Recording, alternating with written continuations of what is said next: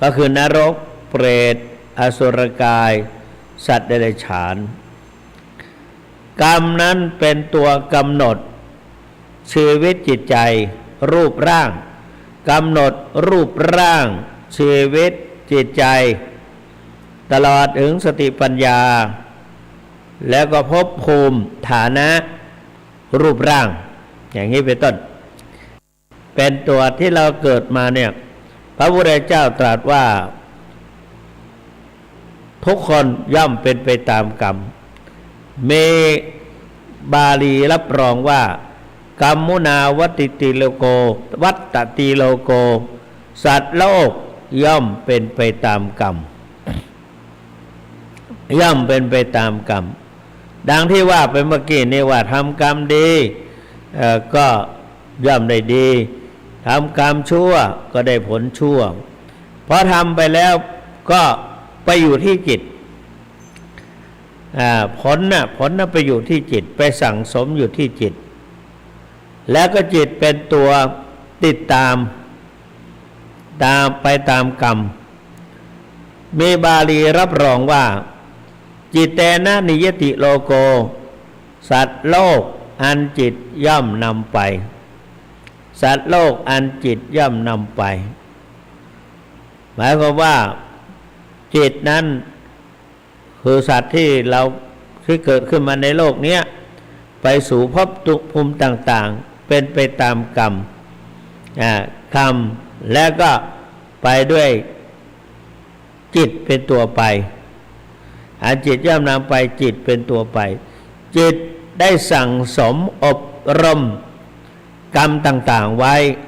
มากมายก่ายกองเราเกิดมาแต่ละคนนั้นจึงทำให้คือกรรมเก่านั้นน่ะที่เราสั่งสมมานะสั่งสมยังไงบอกให้ก่อนอื่นแล้วก็มาดูว่ากรรมนั้นน่ะ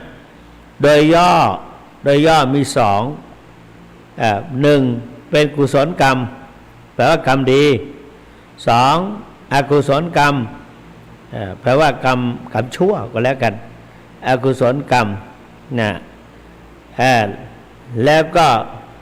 กุศลกรรมอกุศลกรรมกุศลกรรมก็คือเราได้สั่งสมอะไรเช่นทางกายคือไม่ฆ่าสัตว์ไม่คือว่าเรามีศีลห้านั่นเองไม่ฆ่าสัตว์ไม่ลักทรัพย์ไม่ประพฤติผิดในกามไม่พูดเท็จไม่พูดส่อเสียดไม่พูดคำหยาบไม่พูดเพ้อเจ้ออย่างเงี้ยทางใจก็ไม่โลภไม่โกรธไม่หลงอันนี้ก็กลายว่าเป็นคนบริสุทธิ์ผุดผ่องจิตใจหมดจดผ่องใสเพราะว่าทำแต่กรรมดี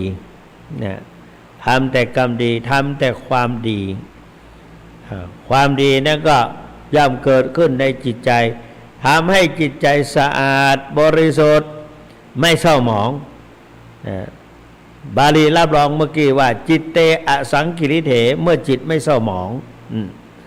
เศร้าหมองเพราะอะไรเพราะกิเลสมีราคะโทสะโมหะนี่ราคะโทสะโมหะทำให้จิตใจเศร้าหมองทำให้จิตใจขุ่นมัวนะทำให้จิตใจเศร้าหมองทำให้จิตใจขุ่นมัวเพราะฉะนั้น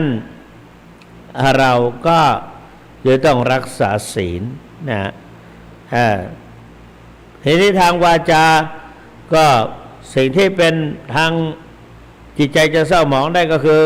พูดเท็จพูดส่อเสียดพูดคำหยาบ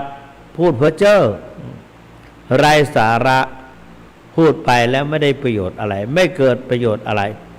บางทีอาจจะทำให้เกิดทะเลาะเบาะแวงเป็นคดีกันมากมายก็เพราะปากเพราะนั้นปากจึงเป็นสิ่งสำคัญต้องสำรวมวาจาพระเจ้าตรัสว่าวาจายะสังวโรสาธุการสำรวมจิตสำรวมวาจาเป็นสิ่งที่ดีพูดกลับไปฝึกฝนใหม่ ฝึกฝนให้พูดวาจาอ่อนหวานพูดประสานสามัคคีพูดดีมีสาระต้องพูดวาจาอ่อนหวานพูดประสานสามัคคีพูดดีมีสาระก็ทำให้จิตใจก็ทำให้วาจาเราบริสุทธิ์ผุดผ่องนะทางใจก็ไม่โลภไม่โกรธไม่หลงกลายเป็นคนมีจิตใจกว้างขวางกับกลายเป็นคนบริจาคเสียสละเนี่ยไม่โกรธก็กลายเป็นคนมีเมตตากรุณาและมุทิตาไม่หลงก็เป็นเพราะเกิดขึ้นจากมีสติแล้วก็มีภาวนาเรากลัวจะเป็นคนหลงก็ภาวนาทำให้เกิดภาวนาบ่อยๆจะภาวนาแบบไหนก็ได้เนี่ยเพราะฉะนั้นอันนี้เป็นถ้าไม่ทำสิ่งเหล่านี้ไม่โลภไม่โกรธตอนแรกก็คือไม่ฆ่าสัตว์ไม่ลักทรัพย์ไม่ประพฤติผิดในกามไม่พูดเท็จไม่พูดส่อเสียดไม่พูดคำหยาบไม่พูดเพ้อเจ้อไม่โลภไม่โกรธไม่หลงอันนี้เป็นกุศลกรรมเป็นกุศลกรรมนะแล้วก็ถ้าเป็นอกุศลกรรมก็แน่นอนแหละฆ่าสัตว์ลักทรัพย์ประพฤติผิดในกามพูดเท็จพูดส่อเสียดพูดคำหยาบพูดเพ้อเจ้อโลภโกรธหลงอันนี้เรียกว่าทุจริตแบ่งเป็นกายกรรม3วจีกรรม4มโนกรรม3กายกรรม3ก็กายทุจริต3วจีทุจริต4มโนทุจริต3ที่เป็นกุศลกรรมกายสุจริต3วจีสุจริต4และก็มโนสุจริต3อันนั้นน่ะก็เกิดเป็นความประพฤติและพฤติกรรมนั่นจึงเป็นสิ่งที่กลางๆถ้าเป็นกรรมที่ไม่ดีเรียกว่าอกุศลกรรมกรรมที่ดีเรียกว่าเป็นกุศลกรรมกุศโลแปลว่าฉลาดอกุศโลแปลว่าไร้ปัญญาไร้ความนึกคิดขาดความยั้งคิดก็เป็นคนที่ประมาทกายประมาทวาจาและก็ประมาททางจิตทางใจไม่มีสติควบคุมต้องมีสติมาปัญญาเกิดสติเตลิดจะเกิดปัญหาสติมาปัญหาหายสติตายโชคร้ายแน่นอนอันนั้นต้องมีสติจะอยู่กับตัวเราจงมีสติมีสังวรก็เป็นการสำรวมกายสำรวมวาจาสำรวมจิตสำรวมใจทีนี้อันนี้เรียกว่ากรรมดีกรรมกุศลกรรมอกุศลกรรมแต่ว่าถ้ากรรมจริงๆแล้วก็พระพุทธเจ้าตรัสกรรม12ไว้กรรม12เช่นเรียกว่าแบ่งออกเป็น3หมวดละ4กรรม4กรรมแบ่งออกเป็น3กรุ๊ปที่1กลุ่มที่1เรียกว่ากรรมที่แต่งมาดีเรียกว่ากรรมให้ผลตามกำเนิดตามกำเนิดและตามกำเนิด2กรรมให้ผลตามกาลเวลาแล้วก็3กรรมให้ผลตามความหนักเบาตอนแรกตามกำเนิดก็คือการตกแต่งมันเรียกว่าตามกำเนิดก็แล้วกันการตกแต่งเช่นที่ตกแต่งที่ทำให้เกิดกรรมต่างๆทำให้ทำกรรมต่างๆมีอยู่4ประการคืออะไร1เรียกว่ากรรมตามชนิดเรียกว่าตามชนิด1กรรมให้ผลตามชนิด2ตามกาลเวลา3ตามความหนักเบาแล้วเป็นมัวแต่นึกถึงศัพท์ภาษาบาลีว่าชนกกรรม ก็เลยว่ากับกำเนิดเฉลยแต่ว่าตามชนิดนะชนิดหนึ่งถ้าว่ากรรม12ให้ผลหนึ่งให้ตามชนิดสองให้ตามการเวลาสามให้ตามความหนักเบาตามชนิดคืออะไรหนึ่งชนกกรรมชนกนี่แปลว่าพ่อนะแปลว่าพ่อก็คือเป็นผู้กำหนดเป็นผู้ตกแต่งเป็นผู้มีบทบาททำให้เกิดทำดีทำชั่วขึ้นมาถ้าทำดีก็แต่งมาดีถ้าทำไม่ดีก็แต่งมาไม่ดีนะอันเนี้ยเรียกว่าชนกกรรมหรือสมัยก่อนก็ท่องเป็นภาษาบาลีชนกกรรมพอมาเป็นภาษาไทยได้ยินข่าวได้ยินชื่อเรื่องมหาชนกว่ามันเขียนเหมือนกันก็เลยอ่านว่าชนกกรรมนะชนกก็คือพ่อแปลว่าพ่อเป็นผู้ให้กำเนิดนะก็กรรมว่ากรรมที่แต่งมากรรมที่แต่งมาถ้าดีก็เป็นกุศลกรรมถ้าไม่ดีก็เป็นอกุศลกรรมเรียกว่าชนกกรรมสองอุปถัมภ์เราสมัยก่อนเคยแล้วว่าอุปถัมภ์อุปถัมภกะเรียกว่าอุปถัมภกกรรมนะอุปถัมภกกรรมก็ได้อุปถัมภกศาสนูปถัมภกเป็นผู้ช่วยอุปถัมภ์ช่วยเหลือเกื้อกูลก็กรรมที่นั่นแหละคอยตบแต่งคอยช่วยเหลือเกื้อกูลให้กำลังขับเคลื่อนเป็นว่ากรรมขับเคลื่อนดีกว่านะขับเคลื่อนให้เป็นไปมาดีแต่งมาดีสนับสนุนดีขับเคลื่อนดีนะเรียกว่าวันนี้คิดออกนะก็ขอขอบคุณตัวเองมากนะหนึ่งสองชมตัวเองก็ได้ยอตัวเองก็ได้ก็ไม่เป็นไรให้กำลังใจตนเองเนาะหนึ่งชนกกรรมที่แต่งมาดีสร้างมาดีปรุงมาดีสองอุปถัมภกกรรมสนับสนุนกรรมที่ขับเคลื่อนเคลื่อนไปในทางที่ดีเพราะว่าไม่ดีก็ต้องคนดีสนับสนุนเพราะว่าคบคนพาลไปหาผิดคบบัณฑิตพาไปหาผลแล้วก็เรียกว่าอาเสวนาจะพาลานังปัณฑิตานังจะเสวนาก็เสพกามเสพกรรมคือการคบนั่นแหละคือการเสพการสนับสนุนการคุกคลีนะการคุกคลีเราก็อย่างสมมติว่าท่านเจ้าคุณชอบมาพูดบ่อยๆก็เกิดความชำนาญบ่อยๆได้คำจำกัดความขึ้นมาทำให้เข้าใจขึ้นมานะแล้วนี่หนึ่งกรรมแต่งมาดีการสร้างปรุงแต่งมาดี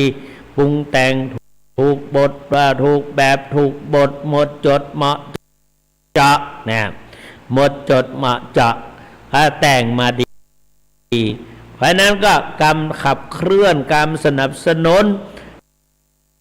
ก็ไปในทางที่ดีพาไปในทางที่ดีมีเพื่อนดีกอดคอกรรมมาเบียดเบียนกรรมมาเข้ามามีส่วนเข้ามามีบทบาทกรรมตัวที่สามมือที่สามเข้ามามีบทบาททำให้พลิกผันได้นะเรียกว่าอุปคาตกรรมอุปีละกรรมอุปีละแปลว่าเบียดเบียนบีบคั้นนะเบียดเบียนบีบคั้นทำให้กรรมกุศลกรรมและอุปถมภกกรรมนั้นไม่สนิทกันแล้วก็สุดท้ายก็คืออุปคาตกรรมคาตะแปลว่าฆ่าแล้วฆ่าวัวฆ่าควายฆ่าสัตว์แล้วอุปะนี่เข้าไปฆ่ากระโดดตะคุบเลยเหมือนกับแมวตะคุบหนูตะคุบเหยื่อแวว เงี้ยตะคุบผลสุดท้ายตายเลยตายเลยก็นี่แหละคืออย่างเราไปทำบางทีทำไม่ดีขึ้นมา ก็เป็นอุปีและกรรมก็มาเบียดเบียนเหมือนร่างกายแต่เจ้าคุณนี่ร่างกายไม่ค่อยสบายมีโรคเกาต์เบาหวานไขมันความดันไตอีกแล้วก็อย่างสมมตินั่งไปฉันอะไรต่างๆโยมใจจะเป็นน้ำพริกก็แล้วกันยอมทำน้ำพริกมาให้นะเมื่อวานนี้ยอมทำน้ำพริกเหนือน้ำพริกตั้งใจว่าฉันข้าวไม่อร่อยมาหลายวันก็โยมแม่ก็จะทำน้ำพริกนมนะพริกนมโยมแม่ไม่ได้ทำอะไรโยมเขาเลื่อมใสก็เห็นมาตั้งแต่ปีพ.ศ. 2535แล้วไปช่วยเหลือเกื้อกูลเขามีโรงเรียนอนุบาลศูนย์ที่จะไปพูดให้เด็กเข้าใจให้เด็กสนใจให้มีองค์เดียวเท่านั้นแหละเห็นมหาแสวงเพราะมหาแสวงมีอะไรดีๆหลายอย่างเพราะว่าส่วนมากก็พอดีเขาบอกว่าเรียกอะไรนะคอนเสิร์ตไม่กี่วันนี้เขาว่าท่านคอนเสิร์ตโอ้ยทำไมว่าให้เราถึงขนาดนั้นพอเป็นว่าอาตมานี่ชอบก็ให้ร้องเพลงก็ไม่ใช่เพลงอะไรหรอกเพลงให้ก็ว่าฟังสุจิลุปุริเนี่ยแล้วก็ฟังโปรดจงฟังยังทางนี้หน่อยฟังแล้วอย่าท้อถอยเราเป็นเด็กน้อยก็ต้องคอยฟังแต่ก็ใส่ทำนองไปแค่นี้ฟังสุจิปุริแล้วก็คิดว่าเราอันนี้สุจิความคิดปุคือการถามอยากทราบเนื้อความต้องถามดูก่อนก็ว่าซ้ำกันถามอยากทราบเนื้อความต้องถามดูก่อนถามเพื่อความแน่นเผื่อท่านออกปากกล่าวสอนเนี่ยเผื่อท่านออกปากก่อนเขียนไว้ทำไมเขียนไว้เพื่อความแน่นอนต้องเขียนไว้ก่อนที่เราจะลืมไม่ใช่เพลงอะไรคือวิธีเทคนิคการสอนสื่อการสอนสมัยก่อนเขาแนะนำว่าต้องมีสื่อเราเป็นครูพระจะต้องมีสื่อเขาว่าต้องทำสื่อการสอนเราทำไม่เป็นทำไม่เป็นแต่เราก็พอมีความเฉลียวชอบทางศิลปะสมัยก่อนแม่ฟ้อนไม่ใช่ฟ้อนเล็บนะฟ้อนอะไรฟ้อนดาบนะเป็นสาวเป็นจังฟ้อนเงี้ยแล้วก็ร้องขับร้องอะไรก็ได้เยอะแม่ด่านี่นะก็เข้าใจว่าแม่ก็สวยอยู่ถ้าไม่สวยเขาคงไม่เอาไปฟ้อนไม่ไปลำแม่สวยก็แม่ก็ไปลำไปแล้วก็ทีนี้ก็แม่ก็ถ่ายทอดให้ทำนองอะไรต่างๆเงี้ยแล้วก็สั่งสมมาพอเข้ามาเรียนหนังสือมีความรู้เกี่ยวกับหลักธรรมะจะเอาไปสอนเด็กแล้วก็พอเด็กคือตอนนั้นมีพรสวรรค์สามารถพากย์เสียงเด็กได้และเสียงของเขาต่างเนี่ยแล้วก็ได้ครูดีครูคล้ำทรงภูแก้วเนี่ยครูคล้ำทรงภูแก้วชอบสอนตั้งแต่เช้าสอนให้ตื่นแต่เช้าบอกว่ายามเช้าตู่ดวงอาทิตย์ชิดขอบฟ้าส่องแสงจ้าและสว่างต่างๆสีโอ้หนูน้อยตื่นเถิดมองดูสิอาทิตย์ชี้ว่าเวลา กันนะแล้วก็ครูก็นอกจากนั้นสอนว่ามือของฉันนั้นมีสองมือมีสองมือมีสองมือมือสองมือมือของฉันนั้นมีสองมือเอาไว้ใช้ดีๆขาของฉันมีสองขาก็ว่าไปเป็นผู้ที่ได้รับถ่ายทอดจากครูแล้วก็ไปแสดงหน้าชั้นเรียนให้เพื่อนๆได้ร้องตามก็เนี่ยคงเป็นอุปนิสัยนี้แหละไปเป็นสื่ออุปกรณ์การสอนแล้วสอนตอนที่เป็นเด็กๆนะแล้วก็เลยเอาไปสื่อนะโยมแม่ก็รู้ว่าเนนมหาองค์นี้มีพรสวรรค์ก็ให้ไปสอนสู่เนสเซอรี่เด็กก็ไปสอนมากขึ้นจนเยอะแล้วตอนนี้เยอะนะก็แต่ละปีเวลาจะไปทำอะไรก็ให้ไปทำโดยเฉพาะวันสำคัญ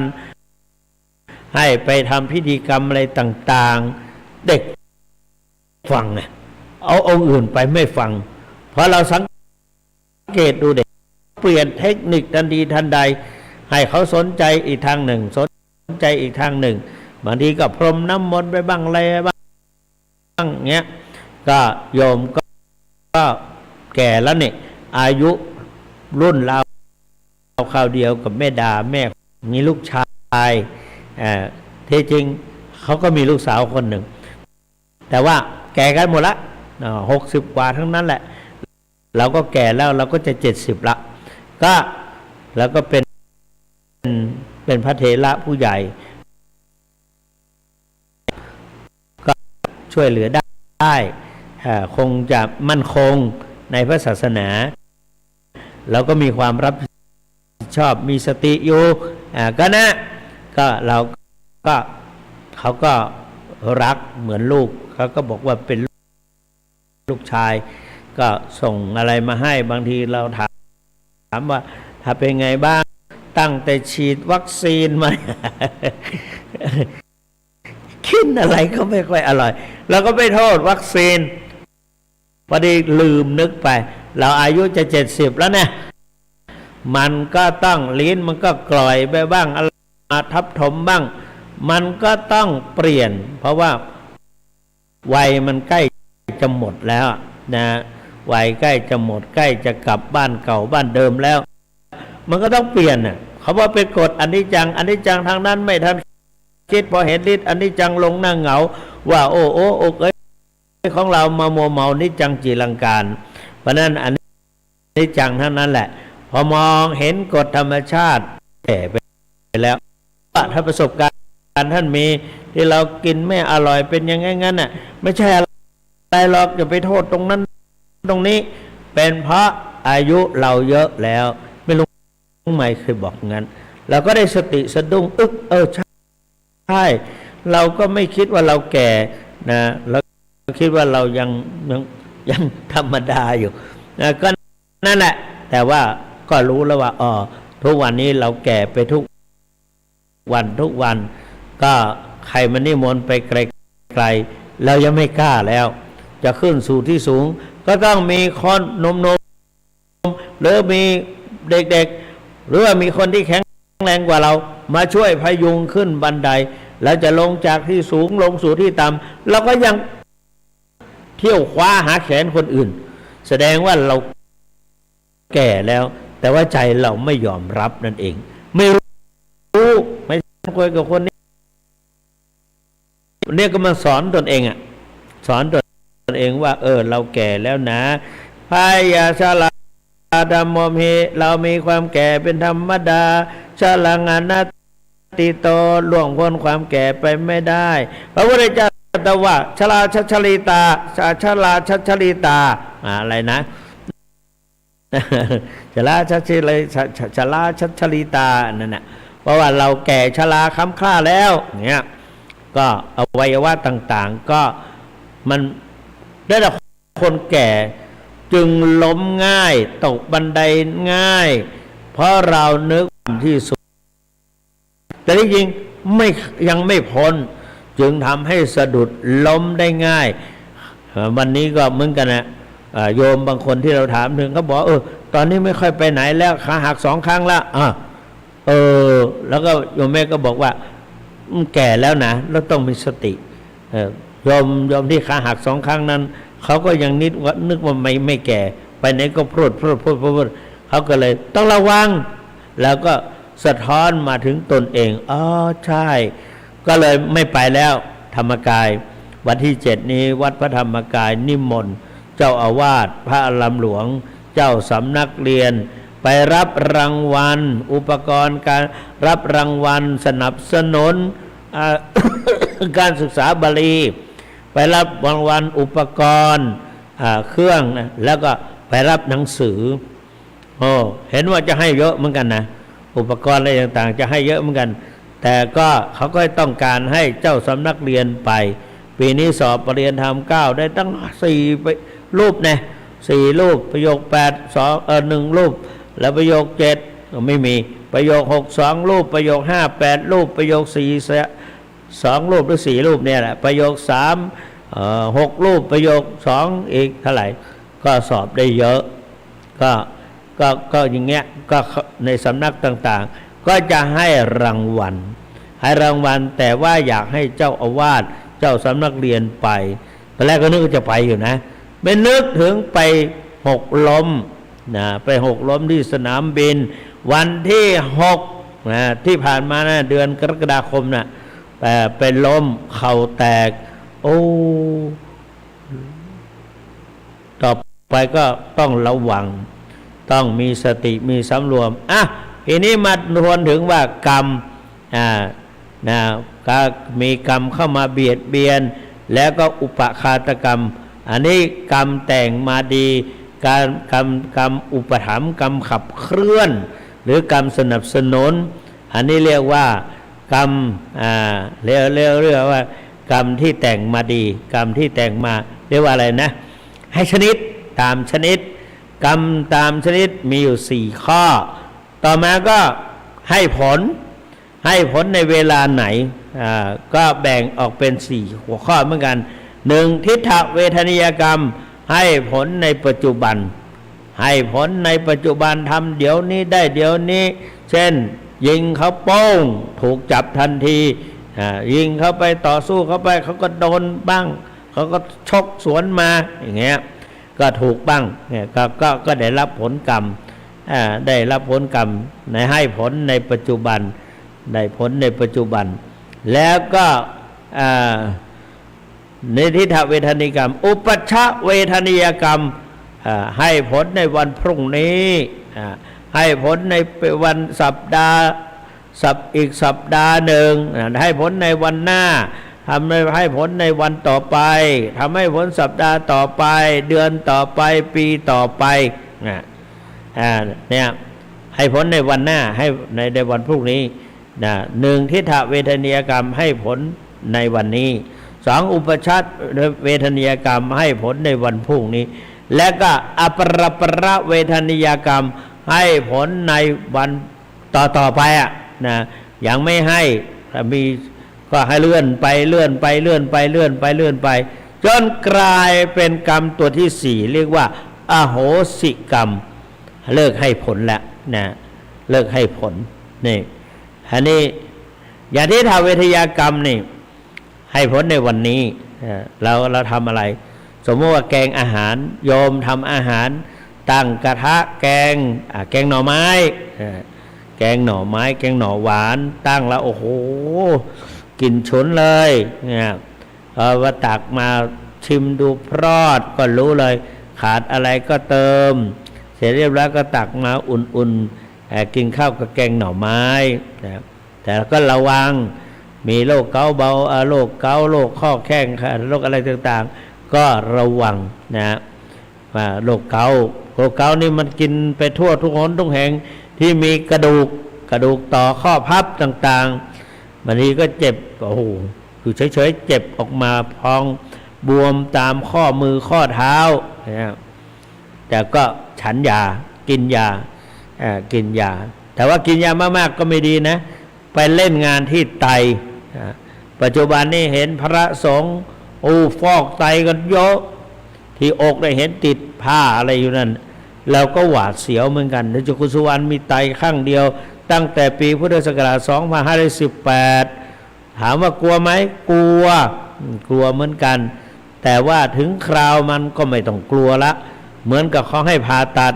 กลัวจนแทบจะชีวิตจะออกจากร่างแต่ว่าพอถึงคราวจริงๆก็เตือนตัวเองว่ายามอาภัพอับจนเชื่อตนเถิดไหนประเสริฐทำนั่นอย่าหวั่นไหวถึงเคราะห์ร้ายตายไหนก็ตายไปอย่าหวั่นไหวงานงกไม่ตกลงไม่ถึงที่ตายก็ไม่วายชีวาวาดใครพิฆาตเข็นฆ่าไม่อาสันถึงที่ตายก็ต้องวายชีวาวันไม่มีใครฟาดฟันก็ตายเองเนี่ยก็ไปตายก็ช่างมันเถอะเนี่ยพอเข้าไปแล้วเขาก็ฉีดยาสลบไม่รู้เรื่องตื่นขึ้นมาแล้วก็แสบทั้งเจ็บนะช่างมันเถอะมันแสบก็เมื่อก่อนยังไม่เคยเรียนกรรมฐานยังไม่เคยเรียนกรรมฐานพอเจ็บก็ต้องทนเอาความอดทนนิยมความอดทนเป็นสิ่งสำคัญความอดทนเป็นสิ่งสำคัญครูบาพระบาทตากผ้าสอนพระภิกษุสามเณรว่าตอนต้นสู้ทนทุกข์จะพบสุขเมื่อตอนปลายตอนต้นเราสบายจะได้ร้ายเมื่อปลายมือครูบาปันกอเสลียมสูงก็บอกว่าอดสามเตอปินเจ้าอดเก่าเตอปินครูบาอาจารย์ต้นอ้อยต้นตาลมาถึงการเวลาหาความหวานบ่ได้พระพุทธเจ้าก็แบ่งว่าความอดทนหนึ่งทนตรากตรำได้แก่การทำงานทนต่อความหนาวความร้อนหิวกระหายเนี่ยอย่างพวกเนี้ยทนต่อแดดฝนลมแดดฝนฤดูทำนานี่ต้องสมัยก่อนก็ขนาดออกจากบ้านไปตอนเช้าตรู่ฝนตกหนักหมวกใบนิดเดียวมันไม่คุมตัวเองมันคุมแต่หัวเท่านั้นนอกจากนั้นตัวเปียกสั่นหนาวกักนั่งอยู่บนหลังควายนะตามพ่อไปพ่อก็แบกงอนไถแบกแอกแบกไถนำหน้าไอ้ตัวเราก็ขี่ควายตามหลังไปตีสี่ตีห้าหนาวสั่นกึกพ่อก็ถามว่าทนได้ไหมก็พ่อก็ยังทนได้แล้วก็ทนได้เป็นผู้พ่อบอกว่าเป็นลูกผู้ชายต้องอดทนพอเข้ามาบวชเป็นสามเณรพุทธเจ้าบอกว่าทนตรากตรำได้แก่ทนต่อการทำงานการศึกษาการอะไรก็แล้วแต่แหละทนต่อแดดลมฝนอย่ามาทำงานเนี้ยก็ต้องทนเจ็บปวดหลังปวดเอววันนี้ไปฟังเทศ2 ผูกถามว่าปวดเอวไหมปวดทำไมไม่แสดงอาการออกมาทนตรากตรำทำงานต้องอดทนพระพุทธเจ้าว่ามีความอดทนก็เป็นคำเดียวเขาเรียกว่าพระราชาพระองค์หนึ่งตั้งใจจะฟังเทศคำเดียวให้ศีลคำเดียวไม่มีใครเทศได้สักองค์มีเนรน้อยองค์หนึ่งเนรน้อยก็บอกว่าให้ศีลถ้าพูดหลายคำหลายพยางค์จะถูกตัดศีรษะคนที่เป็นนิมนต์ถูกตัดศีรษะแน่อมาตย์ก็กลัวจนตัวสั่นพอเขาอาราธนาเนรให้ศีลจะให้ศีลทั้ง5 ข้อว่าคำเดียวพยางค์เดียวเนรก็เปล่งสุดเสียงว่าเว้น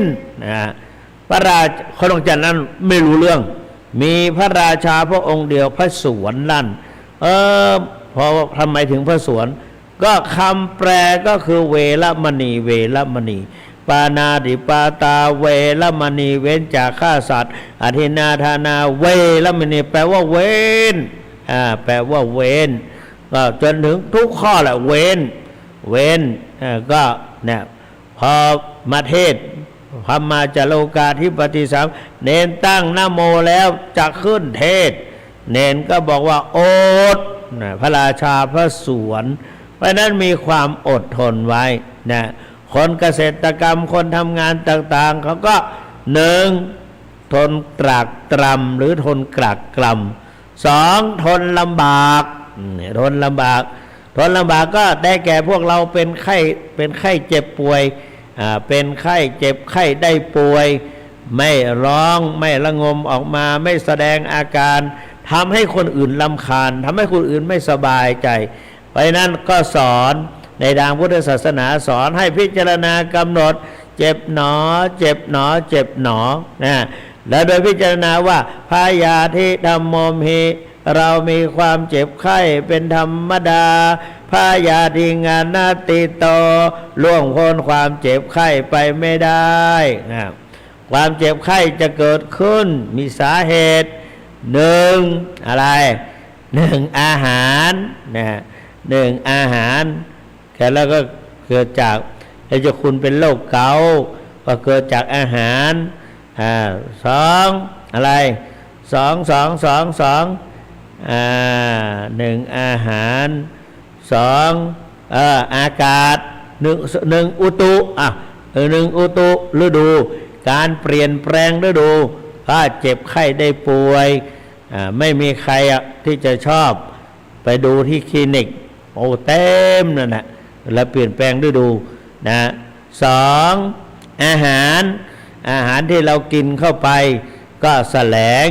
เมื่อไม่กี่วันนี้ท้องร่วง2 วันไม่รู้ว่าไปกินอะไรมานะเกือบมรณภาพนั่นน่ะเนี่ยสองอาหาร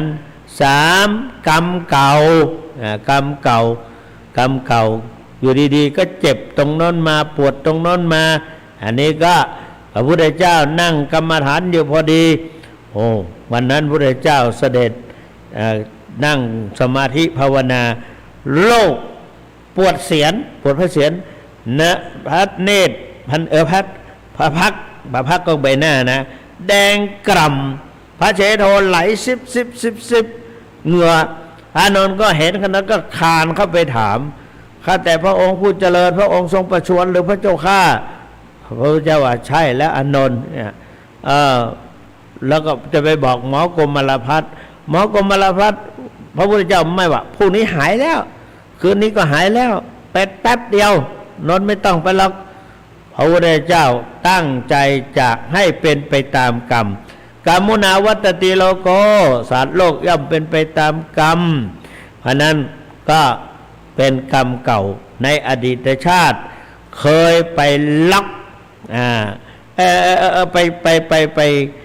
ไปสนับสนุนหรือไปเชียร์เขาทุบหัวปลา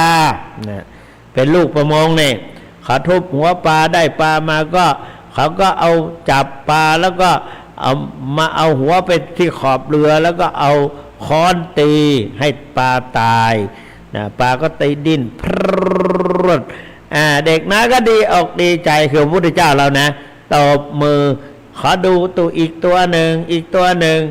นะขนาดเป็นเด็กนะแล้วก็ไม่ได้ทำสักหน่อยขอให้คนอื่นทำให้ผลสุดท้ายก็กรรมนั้นก็ตามมาใกล้จะชาติสุดท้ายแล้วใกล้จะนิพพานนี่อีกไม่กี่วันก็จะนิพพานก็ปวดพระเศียรจนเต็มที่คืนหนึ่งโอ้โหคืนหนึ่งเศษบาปว่างั้นเศษบาปก็อันเนี้ยนี่กรรมเก่านะกรรมเก่าเพราะฉะนั้นท่านสาธุชนทั้งหลายความนอกจากนั้นก็ความประมาทแล้วก็จิตฟุ้งซ่านกับความประมาทก็ตัวเดียวกันนั่นแหละนะ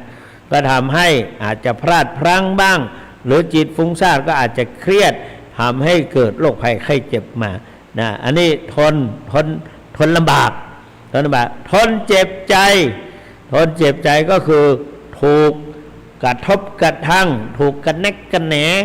ถูกเหน็บแนมนะให้เจ็บช้ำน้ำใจก็อดไว้นะอดไว้ถ้าไม่อดก็มีเรื่องแน่นอนเพราะนั้นเนี่ยนี่ก็ความอดทนที่พระพุทธเจ้าสอนไว้ให้อด3 ระยะ1ทนตรากตรำต่อการทำงานต่อการศึกษาเล่าเรียน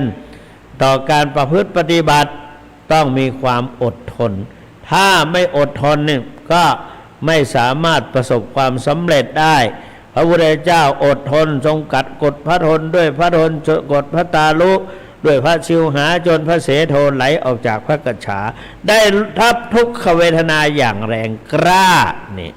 ทุกข์จะเกิดจากการปฏิบัติธรรม ทีนี้มาถึงไหนละหนึ่งครุกรรมกรรมให้ผลตามความหนักเบาหนึ่งครุกรรมทำกรรมหนักกรรมหนักนั้นอย่าได้คิดว่าทางเสียอย่างเดียวนะทำกรรมดีสุดยอดเลยนะทำกรรมดีเช่นไปมีภาษาลีบุตรออกจากนิโรธสมาบัติมาชาวนาได้ถวายน้ำหนึ่งกระบอกสมัยก่อนเขาใช้น้ำกระบอกไม้ไผ่สองข้อมั้งสองข้ออีกข้อหนึ่งก็ครึ่งหนึ่งทำเป็นปากแหลมอย่างปากช้างแล้วก็เจาะรูเอาน้ำก็ใส่แล้วก็ตะพายไปเห็นพระสารีบุตรเดินมาก็นิมนต์ให้นั่งก็ถวายน้ำในกระบอกนั้นพระสารีบุตรก็เทออกมาปังกระบ้วนปากชำระฟันเคี้ยวไม้สีฟันชำระฟันเรียบร้อยก็เหลือจากนั้นก็เดิมชั้นแล้วก็หลวงพ่ออยู่นี่ก่อนนะอยู่นี่ก่อนรอก่อนเดี๋ยวภรรยาของผมมาภรรยาก็มาเอาข้าวน้ำมาถวายท่านพระสารีบุตรแต่คนละที่แล้วก็นางก็ไปหุงใหม่เอามาให้สามีวันนั้นสามีหิวหังกรีสุดที่สุดละหิวที่สุดชิคฉาปรมาโลคาความหิวเป็นโรคที่ร้ายแรงที่สุดเสร็จเรียบร้อยก็เอามาให้สามีไม่ทันกินก็สลบก็เรียกว่าทางเหนือว่าเป็นปีเข้าภรรยาช้าเพราะภาษาลีบุตรไปดักทางเสียก่อนภรรยาเลื่อมใสเอาเข้าใส่บาตรแล้วก็ตั้งใจว่าสามีจะฆ่าก็ยอมละขอทำบุญไว้ก่อนพอเห็นอาการแล้วก็เลื่อมใสภาษาลีบุตรในสามีก็ทำตอนที่เช้าตรู่แล้วเสร็จเรียบร้อยพอมาถึงภรรยาก็ค่อยๆพูดกับสามีเดี๋ยวก่อนนะทำใจเย็นนะอย่างนั้นอย่างนี้ก็สามีก็อิดละหวยเรยแรงแต่ว่าได้ทำความดีตอนเช้าไว้ก็เลยจิตใจชื่นบานบอกว่าไม่เป็นไรหรอกพี่ก็ได้ทำเหมือนกันแต่ว่า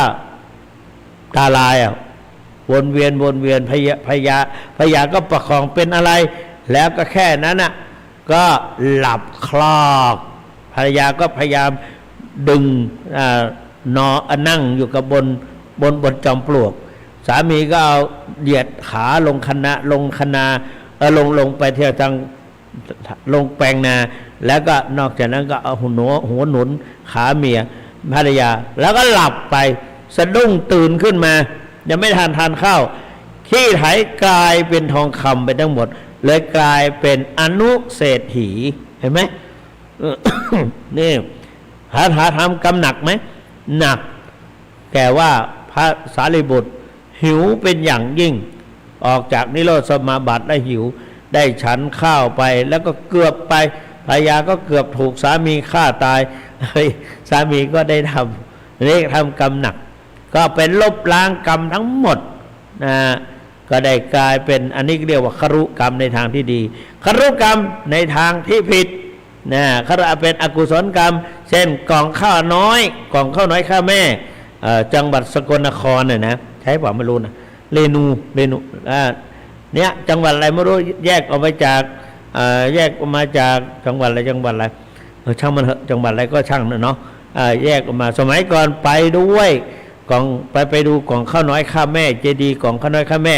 อันนั้นทำกรรมหนักคือฆ่าแม่ในวันนั้นก็ถูกจับในวันนั้นดูเหมือนว่าถูกประหารชีวิตด้วยทำดีมาตลอดแต่ว่ากรรมดีนั้นหายหมดอันนี้ครุกรรมประการที่สองอาจินกรรมหรือละหุกรรมกรรมที่สั่งสมทุกวันเนี้ยสั่งสมอาจินกรรมอันนี้ละกรรมตามความหนักเบาก็เป็นไปตามกรรมแต่ยังให้ผลอยู่ประการที่สามกรรมชนิดหนักเบา บางทีก็หนักบางทีก็เบาแล้วก็หนึ่งครุกรรมสองพหุลกรรมคือกรรมเบาหรืออจินกรรมกรรมที่เราทำทุกวันเนี้ยค่อยๆสั่งสมบารมีตานาปาลาเมสัมปันโนตานาอุปปาลาเมสัมปันโนตานาปาลาค่อยให้ผลไปศีลาปาลามีวันนี้วันพระด้วยศีลาปาลามีสัมปันโนศีลาอุปปาลามีสัมปันโนเนี่ยอย่างนี้เป็นต้นต่อไปอาสนกรรมกรรมจวนเจียนผู้ญาติโยมจวนเจียนในก่อนวิญญาณจะออกจากร่างก่อนจิตจะออกจากร่างน่ากลัวน่ากลัวมากๆอาตมาก็กลัวมากๆเพราะหลวงปู่ทองบอกว่าต้องมีสติทุกวันก่อนจะนอนท่านคุณมหาต้องนั่งสมาธินะวันต้องไหว้พระสวดมนต์นะเตรียมตัวโบราณบอกว่าเตรียมตัวก่อนตายเตรียมกายก่อนแต่งเตรียมน้ำก่อนฝนแรงเตรียมแบงก์ก่อนออกเดินทางนะเพราะนั้นเตรียมตัวก่อนตายเป็นสิ่งสำคัญเราไม่รู้ว่าจะตายเมื่อไหร่ไม่รู้ว่าจะตายเมื่อไหร่จะตายที่ไหนจะตายลักษณะยังไงเราไม่รู้เพราะฉะนั้นเราก็อย่าประมาทอย่างน้อยก็รักษาศีลให้ทานเจริญสมาธิภาวนา3ตัวนี่แหละเป็นสิ่งสำคัญข้อสำคัญที่เราจะทำได้ง่ายก็คือรักษาศีลและเจริญสมาธิภาวนาส่วนทานนั้นก็โดยย่อมี3โดยพิสดารมี10เป็นการให้ทานเป็นการทำบุญพอพูดถึงมาตอนนี้เวลาเหลือ10นาที0817830215 ใครจะโทรหาท่านเจ้าคุณก็โทรได้แต่เมื่อกี้หลับตาพูดต้องขออภัยสำหรับท่านที่บอกว่าเจ้าคุณหลับตาพูดอยู่เรื่อยก็นึกมันนะดังนั้นจะนึกไม่ออกเจริญพรครับนี่เชียงดาวเนาะสมุทรสงครามนะดาวดึงต้องไปให้ได้นะดาวดึงนะ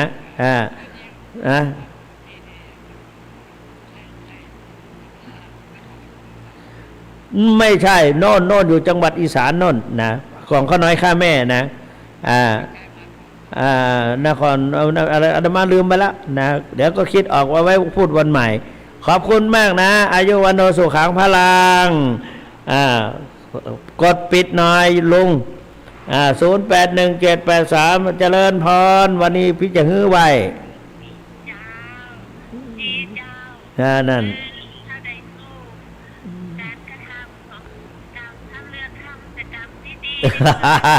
แม่นจงรีบทำแต่กรรมที่ดีๆจะได้มีความสุขพ้นทุกภัยอย่าไว้นะ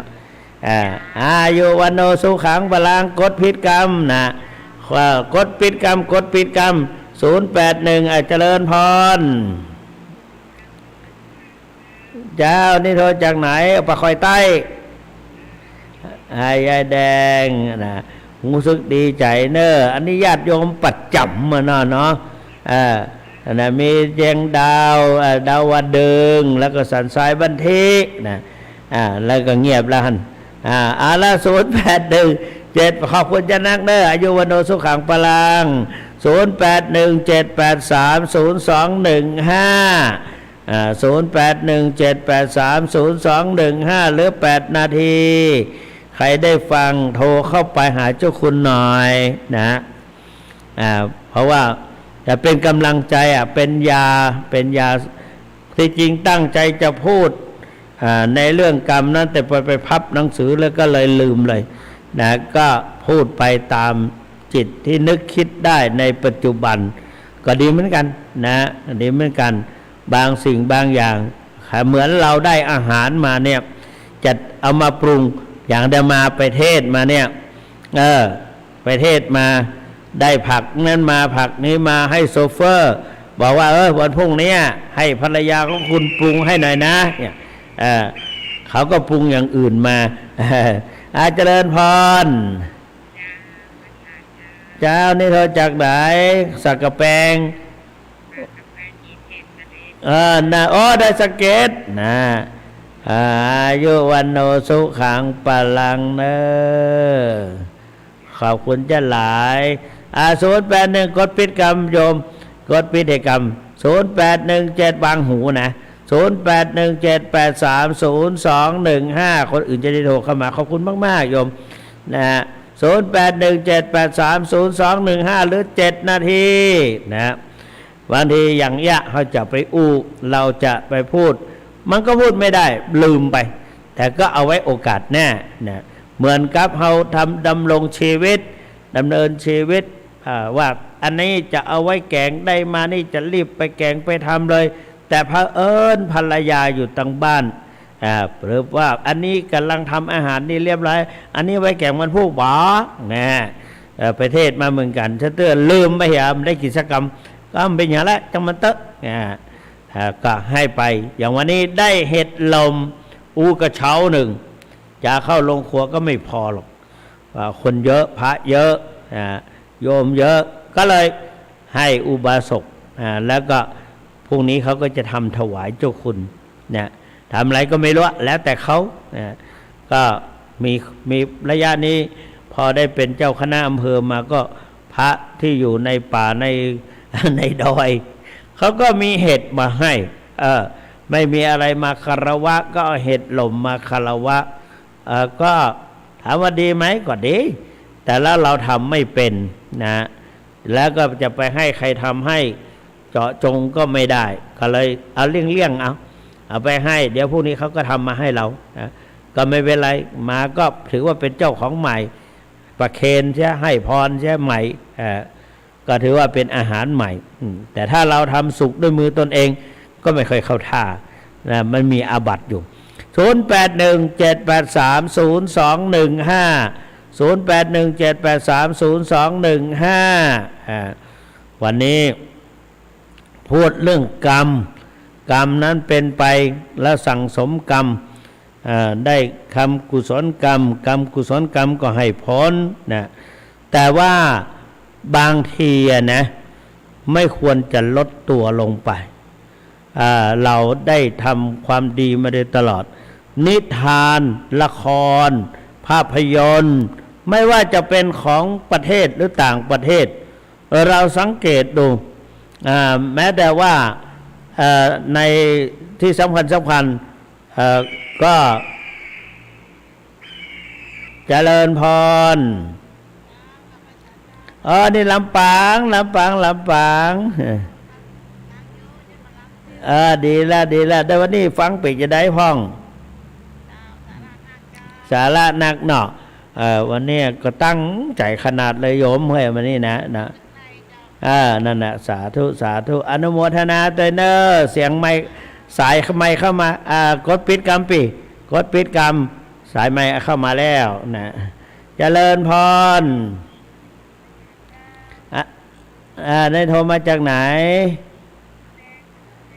ล่องวัวแดงสั่งกำแพงล่องวัวแดงนี่ต้องขอบคุณพระครูน้อยหรือเจ้าคณะอำเภอเนอะเปิ่นมีตัวอย่างอย่างต่างๆออกแบบตรวจอย่างต่างๆตรวจอย่างนะเปิ่นโครงการของคณะสงฆ์ไปตรวจโครงการวัดประชารัฐอะไรเนี่ยสร้างสุขวัดประชารัฐสร้างสุขเป็นมีวิธีของเพิ่นกำหนดการระเบียบกฎระเบียบคณะสงฆ์อำเภอสักกะแพงทำเป็นรูปแบบก่อนกว่าทุกๆอำเภอเนี่ยน่าชื่นใจสักกะแพงนี่ก้าวหน้าเนี่ยเนาะชื่นใจตัวเนอไปกับพระครูน้อยตัวเนอพระครูปัจจุบันนี่เป็นพระครูใหญ่ละนะอายุวันโนสุขังพลังเนอ0817830215กดปิดกัมปี0817830215ถ้าบักกดคนอื่นเข้าไปได้ขอบคุณมากๆนะ0817830215เหลือ3 นาทีใครที่ยังไม่หลับกดเข้าไปหน่อย0817830215กรรมุนาวัตติโลโกสัตว์โลกย่อมเป็นไปตามกรรมให้ผลในปัจจุบันกรรมให้ผลในพบต่อไปเนี่ย ในการให้ผลในวันนี้ให้ชาตินี้ชาติหน้าชาติต่อไปเนี่ยก็อันนี้ก็เป็นกรรมลักษณะกรรมอาสันกรรมและสุดท้ายคือกตัตตากรรมกตัตตากรรมคือกรรมไม่ได้ตั้งใจกรรมไม่ได้ตั้งใจสมมติว่าพระเจ้าคุณสุวรรณเมธีอยู่นอกกำแพงวัดแต่ว่าอยู่ดีๆมีพระมีเนรอะไรก็ไม่รู้โยนก้อนหินออกไปถูกศีรษะท่านเจ้าคุณแตกเนี่ยใครผิดใครมีโทษนะอันนี้ก็เป็นกรรมเขาเรียกว่ากตัตตากรรมเจริญพร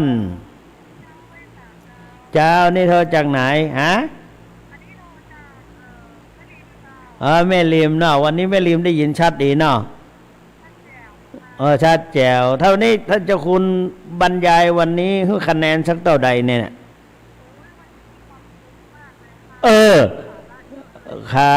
ับโอ้วันนี้ตั้งใจแต่ค้นคว้าบ่ยอมรับเนี่ยนะ10 เต็ม 10ขอบคุณมากอายุวันโนสุขังพลังเจริญพร0817830215เหลืออีก1 นาที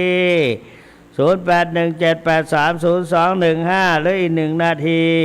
ท้ายที่สุดนี้ขออำนาจคุณพระศรีรัตนตรัยและกุศลผลบุญทั้งหลายจงปกปักพิทักษ์รักษาพุทธศาสนิกชนทั้งหลายคือแคล้วคลาดจากพยันตรายภัยพิบัติพบแต่ความสุขสวัสดิ์พิพัฒนมงคลสมบูรณ์ผลดังที่ตนตั้งไว้ทุกๆประการเทอญ